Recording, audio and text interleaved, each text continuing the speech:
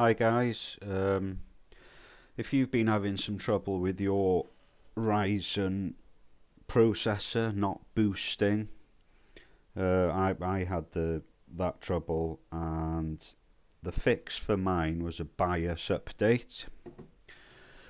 So I've got the ROG Strix B550, so I've already done this, but I'm just going to show you guys what I did quickly.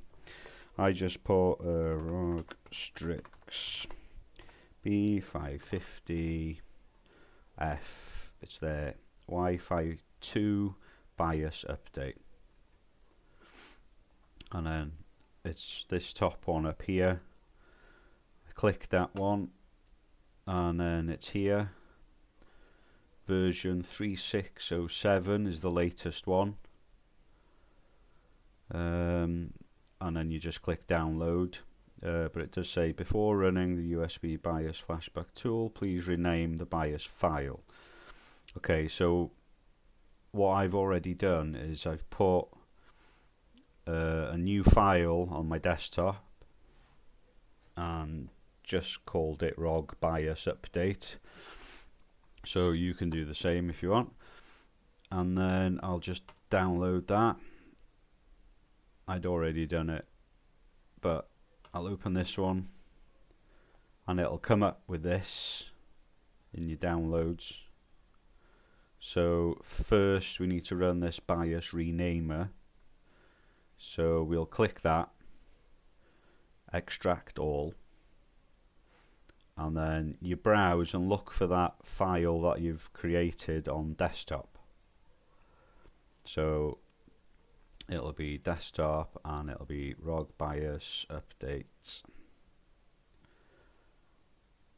and then extract, and then you extract that, and then you got to press BIOS renamer, and then it's come up now saying the file has been renamed to R55OFGW blah blah blah. So that's what you want, and then you can close that one, and the file name has changed to, there it is, R55OFGW2. So what you need to do now is you need to put a USB storage drive into your USB slot, and then you need to drag that one over to your USB. So that's the only file that's on there. And then the next step is, so you enter your BIOS by pressing F2 or del when you've hit restart, and then it'll come up, press F2 del to enter BIOS blah blah blah, and then you need to go to this UEFI BIOS utility in the menu, and then that file that you've put on the USB drive will come up here. So you'd select that one, and then it gives you the options yes and proceed, and then you let it do its thing.